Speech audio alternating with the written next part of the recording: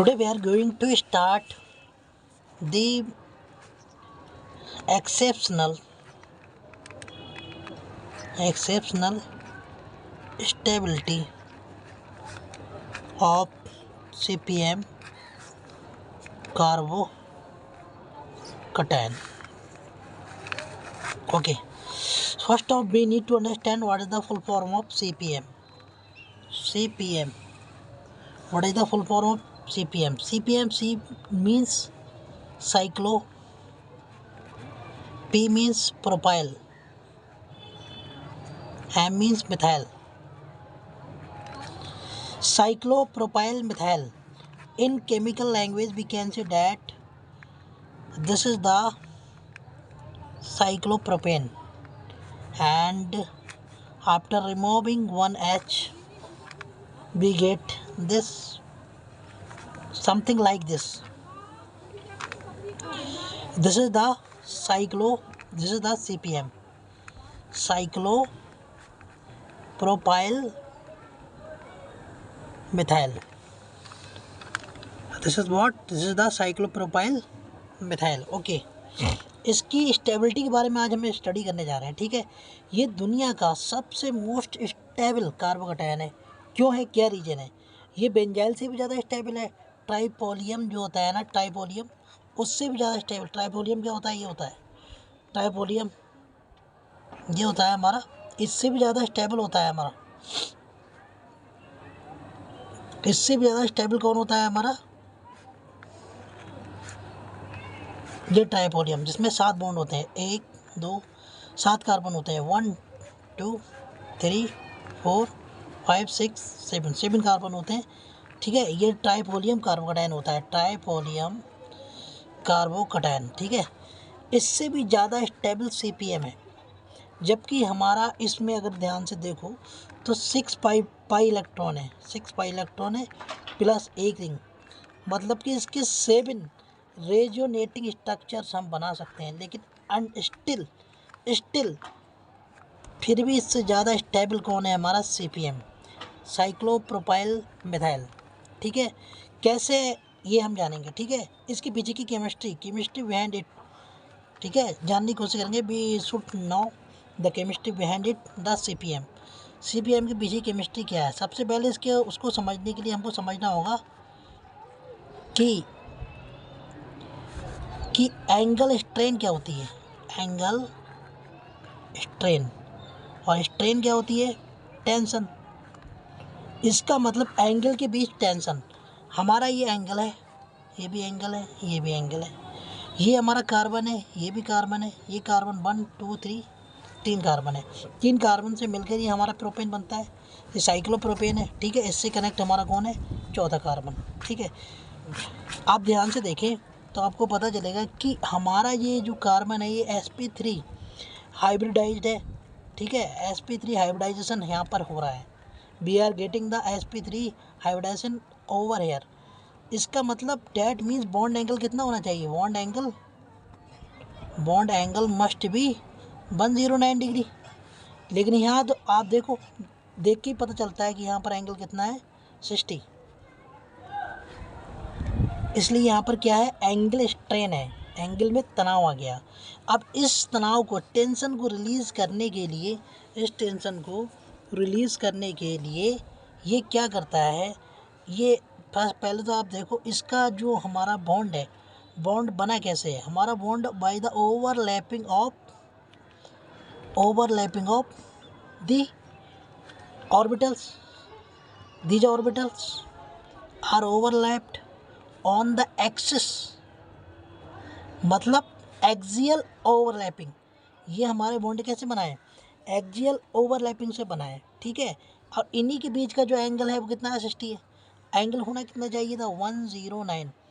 ठीक है, expected angle हमारा कितना है? एक्सपेक्टेड एंगल है हमारा 109. लेकिन है कितना? रियल में कितना है? रियल में 60 है. क्यों है? Why? Due to angle strain. Angle strain की वजह से ही इसके अंदर क्या है हमारा 60 डिग्री का एंगल है. अब इस एंगल स्ट्रेन को ये रिलीज़ करना चाहता है। कैसे रिलीज़ करेगा देखो, ये रिलीज़ करने के लिए क्या करेगा, यहाँ से सबसे पहले अपनी जो एक्सियल ओवरलैपिंग है उसको हटाएगा, मतलब उसको प्लेन से आउट करेगा, out of the plane overlapping होगी अब इनकी, हमारे ऑर्बिटल ओवरलैप करेंगे आउट ऑफ द प्लेन। यही इसकी रियल स्ट्रक्चर है, आउट ऑफ द प्लेन ही ओवरलैपिंग होती है। इसी out of the plane overlapping की वजह से ही इसके अंदर एक्सेप्शनल स्टेबिलिटी आती है। कैसे आती है देखते हैं अभी।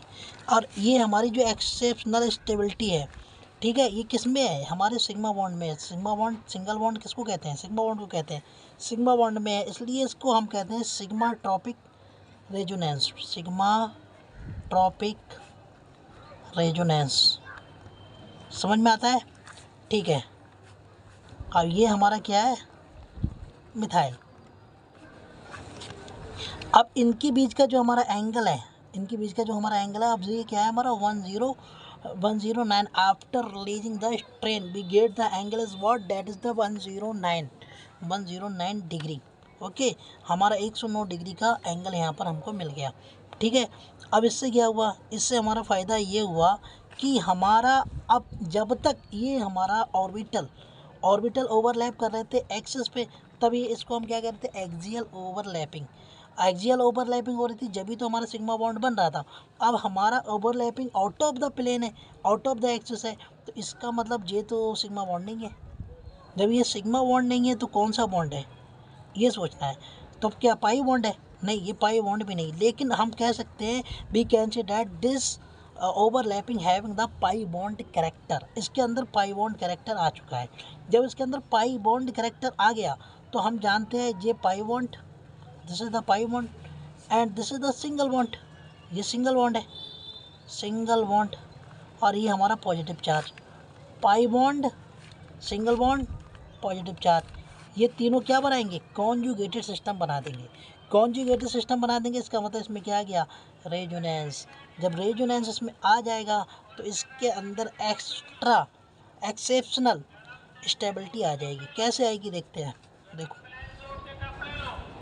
ये हमारा CPM है। अब CPM अगर ये वाला जो हमारा सिग्मा बॉन्ड है यहाँ से अगर अपनी स्ट्रेन को रिलीज करें तो ये वाला हमारा बॉन्ड ख़त्म, ये वाला बॉन्ड टूट जाएगा, बॉन्ड ब्रेक हो जाएगा, ठीक है। तो कैसा होगा इसका रूप, कुछ ऐसा फॉर्मेट होगा,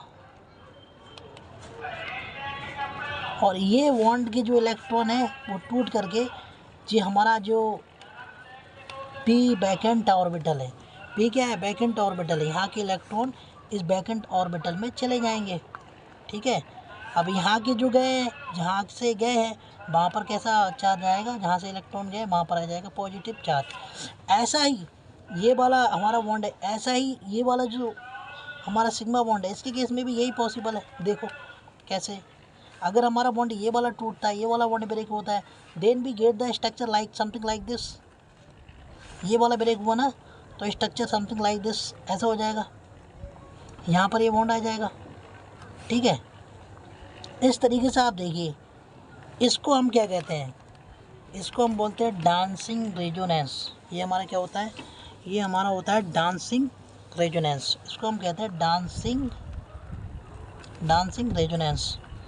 वैसे डांसिंग रेजोनेंस नाम की कोई चीज़ नहीं होती इस दुनिया के अंदर, लेकिन इसको हम इसलिए बोलते हैं क्योंकि ये डांस करते हुए लगता है कि कभी हमारा कैटायन इधर जा रहा है, कभी पॉजिटिव चार्ज इधर जा रहा है, तो इसलिए हमको ऐसा लगता है डांसिंग रेजोनेंस है। लेकिन इस असली में इसका नाम जो है वो है सिग्मा ट्रॉपिक रेजोनेंस, या इसका नाम ये भी हो सकता है सिग्मा बॉन्ड रेजोनेंस। अब सिंपल सी बात है, अगर हाइपर कंजुगेशन की बात करेंगे आप, हाइपर कंजुगेशन जो होता है हमारा वो कार्बन और हाइड्रोजन के बीच में होता है, जबकि यहाँ पर हमारा जो रेजोनेंस हो रहा है वो किन के बीच में हो रहा है, कार्बन और कार्बन के बीच में, कार्बन के बीच जो बॉन्ड है उनके बीच हो रहा है, ठीक है। लेकिन क्योंकि ये सिग्मा बॉन्ड रेजोनेंस है इसलिए हम इसको कभी कभी हम इसको हाइपर कंजुगेशन भी कहते हैं, ठीक है। इसीलिए ये सबसे ज़्यादा स्टेबल होता है, इसमें स्टेबिलिटी सबसे ज़्यादा होती है। क्योंकि यहाँ पर पाई बॉन्ड था नहीं, पाई बॉन्ड का कैरेक्टर आ गया। पाई बॉन्ड का कैरेक्टर आ जाने की वजह से ये हमारा एक कंजुगेटेड सिस्टम बन गया, जिसकी वजह से इसके अंदर एक्स्ट्रा स्टेबिलिटी आ गई।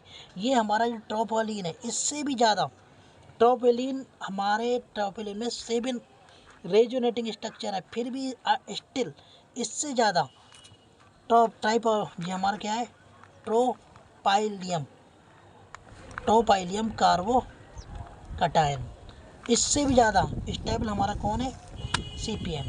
CpM is more stable than tropylium, ठीक है, ट्रोपाइलियम कार्बो कटायन। ठीक है, आज के लिए इतना ही। Thank you so much.